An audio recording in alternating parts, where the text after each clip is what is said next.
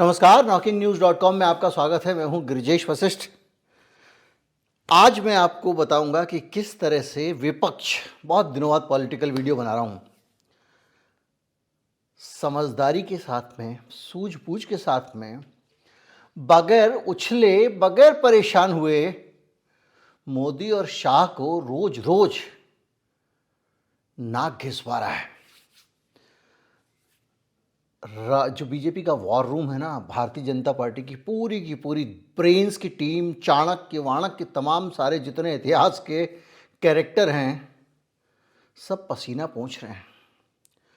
और एक चीज़ से, एक छोटी सी तरकीब से भारतीय जनता पार्टी हिली हुई है और अडानी को बचाने के लिए उनकी सारी कोशिशें बेकार जा रही हैं। कैसे ये हो रहा है, कैसे मोदी शाह फेल हो रहे हैं, कैसे चाणक्य जो है वो धराशायी हो रहा है, आज इसको समझेंगे। और ये भी समझेंगे कि किस तरह से छोटी सी सूझबूझ, सोच समझकर प्रतिक्रिया देना, ये राजनीति को छोड़ दीजिए, हमारे निजी जीवन में भी कितना परिवर्तन ला सकती है। कहीं मत जाइए, चैनल को सब्सक्राइब कर लीजिए। मैं अभी हाजिर होता हूँ।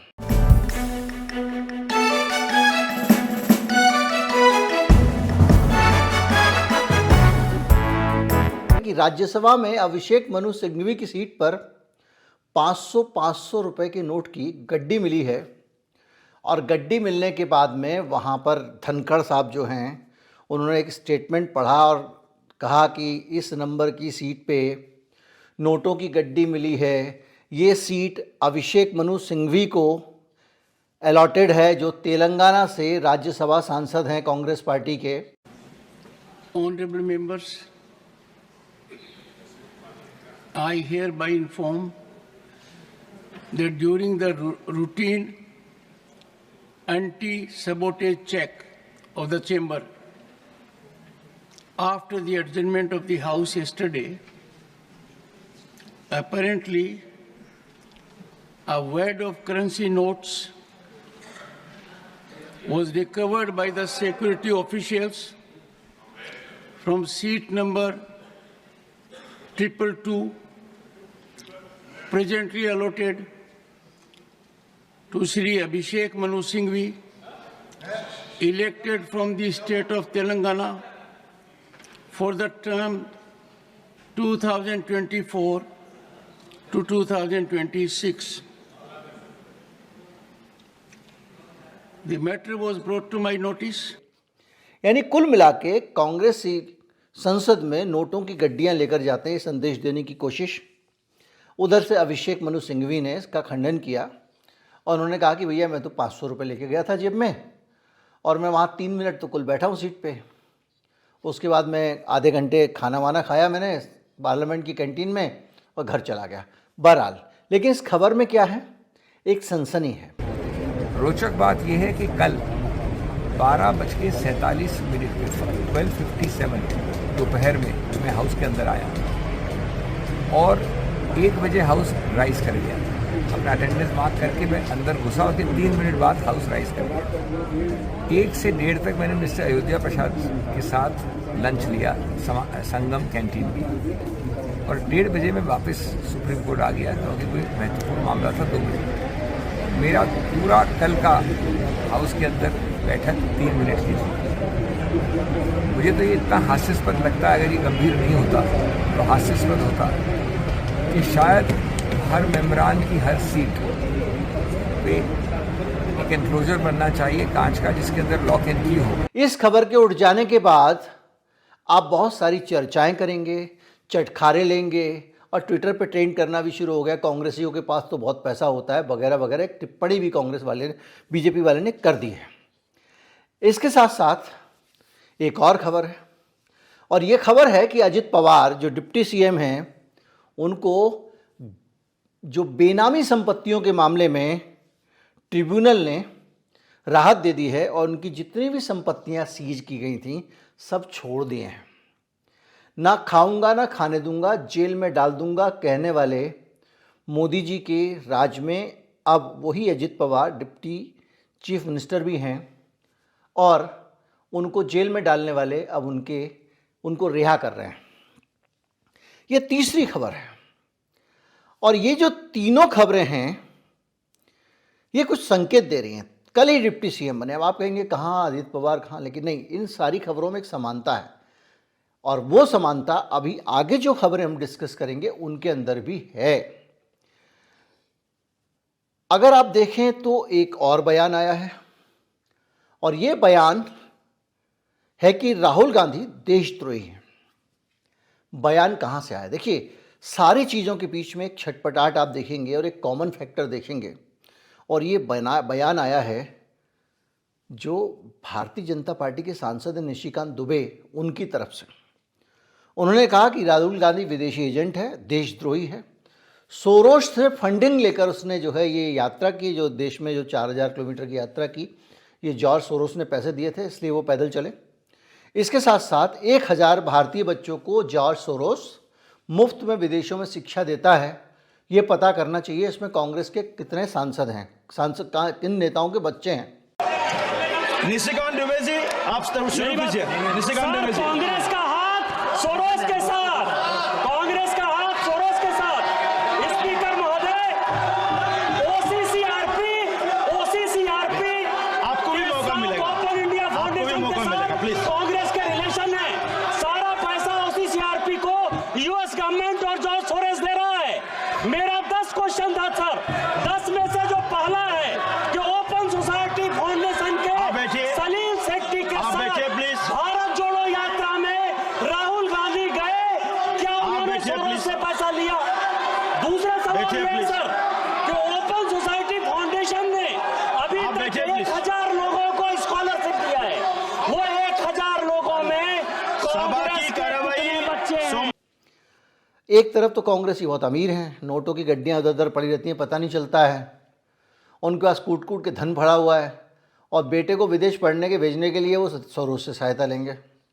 खैर, लेकिन इनमें एक कॉमन फैक्टर है। कॉमन फैक्टर ये है कि ये सारी की सारी खबरें कांग्रेस पार्टी को और विपक्ष को उकसाने का एक तरीका है। रेड की खबर होगी तो उस पर आप रेड हो जाओगे, ये तो लोकतंत्र पे हमला है वगैरह वगैरह, और आप अडानी की जांच की मांग करना बंद कर दोगे। आप कहोगे कि भाई तेलंगाना में 6000 करोड़ रुपए अगर अडानी ने रिश्वत दी है हिंदुस्तान में, अगर अमेरिका उस पर जांच कर रहा है तो हिंदुस्तान में जांच क्यों नहीं हो रही? जिसने पैसे लिए, कैसे पैसे लिए, इसकी जांच करो। करप्शन का केस है, इंडिक्टमेंट हो रहा है वहाँ पे। तो ऐसे में अगर ये खबर आ जाए रेड वाली, आप कहोगे भाई ये तो बड़ा गड़बड़ है। इसी बीच में अगर मान लीजिए एक दिन डिप्टी सीएम बनाओ और दूसरे दिन अजित पवार की सारी संपत्तियां, बेनामी संपत्तियां आप रिलीज कर दो, विपक्ष तो हंगामा मचाएगा। यानी विपक्ष किसी तरह से अडानी को छोड़ के, चाहे अजित पवार के मामले पे आ जाओ, चाहे बीबीसी के मामले पे आ जाओ, या नेपाल या बांग्लादेश के मामले पे आ जाओ, जब से संसद का सत्र नजदीक आया पूरे देश में बांग्लादेश में हिंदुओं पे अत्याचार हो रहे हैं करके भारतीय जनता पार्टी कूद पड़ी है। मैं 4 प्लेटफॉर्म पे 10 जगह पे जितने लोग कह रहे हैं कि हिंदुओं पे अत्याचार हो रहे हैं, उनसे पूछ रहा हूं भैया कब कहाँ क्या हुआ बताओ जरा, कहीं से निकाल के बताओ। मैंने पूरा वीडियो बनाया, आपको दिया, बताया कि भैया अत्याचार की खबर क्या है। खबर है कि जब वो पूरा बवाल का वातावरण था उस दौरान कुछ जगहों पर हमले हुए थे और उन कुछ जगहों पर हमलों को हज़ारों सैकड़ों जगहों पर हमले बनाया गया। होटल में लगी हुई आग को मंदिर की बताया गया, इस्कॉन मंदिर, बहुत सारी चीज़ों को इस तरह से वीव किया गया जैसे कि वहाँ अत्याचार हो रहा है। बहुत सारा हुआ होगा, मैं उसको क्यों कंफर्म करूँ, क्यों डिनाई करूँ। लेकिन उसके बाद से जो हो रहा है वहाँ पे, वो क्या हो रहा है, एक उग्र भीड़, एक इस्कॉन के निष्कासित कर दिए गए, जिसको ऑलरेडी इस्कॉन निकाल चुका है, सन्यासी के नेतृत्व के जमानत पे छुड़ाने के लिए, मतलब वो जेल में उसकी पेशी हो रही है। क्यों हो रही है? क्योंकि उस आदमी ने भगवा झंडा बांग्लादेश के नेशनल फ्लैग का अपमान करते हुए फहराया था। इसके लिए गिरफ्तारी हुई, गिरफ्तारी होकर कोर्ट में पेशी के लिए जा रहा है, तो उसकी जो समर्थक भीड़ है, उस भीड़ ने वहां पर एक पब्लिक प्रोसिक्यूटर को काट कर मार दिया। अब वहां जुलूस निकल रहे हैं कि इसको गिरफ्तार करो, और यहां जुलूस निकल रहे हैं कि हिंदुओं पे अत्याचार हो रहे हैं बांग्लादेश में। खोज खोज के परेशान हूँ। संघियों से कहा भैया तुम ही बता दो कुछ केस आपको पता हो तो, हो सकता है कि मीडिया में ना आया हो। कोई जानकारी कहीं नहीं, सिर्फ यही जानकारी है कि ये जो लोग आंदोलन कर रहे हैं इनको जेल में डाल दिया, आंदोलन करने पे गिरफ्तार कर लिया। अब आंदोलन जो कर रहे थे उसमें अगर आप मिलाओ, मैंने लिखा उसमें कि जैसे शर्जील इमाम का मामला था तो उसी तरह का मामला तो वहाँ पे है, बल्कि शर्जील इमाम ने भी बड़बोलापन निभाया था, उस आदमी ने भी निभाया है। लेकिन वो पूरा वीडियो उसको आप देख लीजिएगा। बहरहाल, लेकिन बांग्लादेश के मसले पे बवाल करो और कोई आदमी एक बोल दे कहीं गलती से कहाँ हुआ है अत्याचार, अरे ये तो बांग्लादेशी है, ये तो उससे मिला हुआ है, वगैरह वगैरह। ममता बनर्जी ज़्यादा वोकल हैं तो बंगाल के फंड रोक दो ताकि वो उछलने लगे।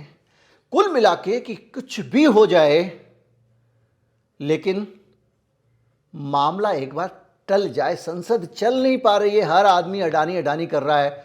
कोई दूसरा मसला हम इतना ज़्यादा पिन करेंगे, इतना पिंच करेंगे, इतना आग लगाएंगे, इतना जलाएंगे, इतना चुभाएंगे कि आप उछल पड़ो। अगर आप फ्लैशबैक में जाओ, बैकग्राउंड में जाओ, तो ये एक सामान्य स्थिति भारतीय जनता पार्टी की रही है। जब भी कोई मामला कुछ फंसता था, मोदी शाह एक ऐसा मामला लाते थे, या तो किसी विपक्षी नेता को जेल में डाल दिया या केजरीवाल को कुछ कर दिया, और सब उसी आलोचना में उलझ जाया करते थे। लेकिन इस बार विपक्ष समझ गया है कि इनका पूरा का पूरा खेल क्या है। राहुल गांधी पर जो विदेशी एजेंट, देशद्रोही, सोरोस से फंडिंग के आरोप लगाने वाले निशिकांत दुबे के बारे में ये माना जाता है, मैं इसकी पुष्टि नहीं कर रहा हूं, कि वो अडानी के कोटे से ही सांसद बने हैं। वो कहाँ के सांसद हैं? वो उस जगह के सांसद हैं जहाँ पे गोड्डा संयंत्र लगा है, जिस संयंत्र से हम अपने देश में प्रदूषण फैला के बांग्लादेश को बिजली बेच रहे थे, और वहाँ से मोटा मोटा पैसा वसूला जा रहा था। बिजली बहुत महंगी दी जा रही थी, जिसको शेख हसीना जो अब आके यहाँ बैठी हुई हैं, उस महंगी बिजली खरीदने का इनाम भी शायद है कि वो उसके बावजूद भारत में आकर सुरक्षित बैठी हुई हैं। जब उनके देश का एक एक आदमी उनके खून का प्यासा हो गया था, दुनिया में उनको कोई शरण देने को तैयार नहीं था। तो जिस गोड्डा में ये प्लांट लगाए झारखंड में, उसी सीट पे आता जिसके निशिकांत दुबे हैं। खैर, इस बीच में एक नई न्यूज एजेंसी अडानी जी ने खरीदी है, हाल के 6 महीना भी नहीं हुआ होगा, IANS जो है, उसने एक आदमी है मार्क मोबियस, उसके बयान को बढ़ा चढ़ाकर छापा है। मार्क मोबियस का कहना यह है कि कुछ नहीं है, ये सब बकवास है, ये जो अडानी के मामले हैं ये भरभरा कर गिर जाएंगे, ये कहीं टिकेंगे ही नहीं। ट्रंप आ गया वहाँ पर, 2 मिनट में सब उल्टा कर देगा। ये बयान मार्क मोबियस देता है, और वो बयान हिंदुस्तान में अडानी का सारा मीडिया बड़ा चलाकर छापता है। अब आप कहोगे मार्क मोबियस होगा भाई अमेरिका का कोई ख़ास आदमी होगा, अमेरिका में अडानी को सपोर्ट मिला, ये हेडलाइन भी लगाई है किसी ने, तो भैया होगा कोई आदमी, बड़ा आदमी, समझदार आदमी। जब मैंने खोजबीन की तो पता चला इस आदमी को तो कानून का नहीं पता, कानून के बारे में कद्दू नहीं पता। फिर कौन है? ये एक फंड मैनेजर है, कुछ म्यूचुअल फंड कंपनियों के फंड मैनेज किया करता था, मतलब कि जो पैसा आता है उन कंपनियों का, उसको किस कंपनी में लगाना है, किस में नहीं लगाना है, इसका यही बैकग्राउंड है। और ये आदमी जो थर्ड वर्ल्ड के देश हैं, इसको अमेरिका में भी कोई बहुत एक्सपर्टीज़ नहीं है, जैसे भारत है, जैसे बांग्लादेश है, उनमें इन्वेस्टमेंट करता रहा। और इसका कहना यह है कि लंबे समय तक इन्वेस्ट करो छोटे छोटे देशों में तो रिटर्न अच्छा मिलता है। तो ये आदमी जो शेयर खरीद के पैसे लगाने में एक्सपर्ट है, वो अमेरिका के कानून पे कमेंट कर रहा है कि इसको 1 मिनट में ट्रंप उलट देगा। क्यों? क्योंकि इस समय अडानी साहब बुरी तरह से घिरे हुए हैं, और जब वो बुरी तरह से घिरे हुए हैं तो उनको बचाने के लिए सारे प्रयास हो रहे हैं। एक मामला हो जाए, आप अजित पवार का मामला उठा दो तो अडानी की जान छूट जाए। और तो और संभल के मस्जिद वाला जो केस है उसको आप देखोगे, वो भी बड़ा सेंसेशनल है। 19 नवंबर को याचिका दायर होती है, 20 नवंबर को, पहले 19 नवंबर को सिर्फ 2.5 घंटे सुनवाई होती है बस, और 2.5 घंटे की सुनवाई में मुस्लिम पक्ष को ना बुलाया जाता, ना नोटिस दिया जाता, ना तारीख दी जाती, बगैर सुने ही फैसला कर दिया जाता सर्वे करा दो। और 19 नवंबर की शाम को ही कोर्ट कमिश्नर मस्जिद पर सर्वे करने पहुंच जाता है, ये जानते हुए कि इस मामले पर बवाल होगा, और जब इस मामले पर बवाल होगा तो पूरी दुनिया अडानी भूल जाएगी।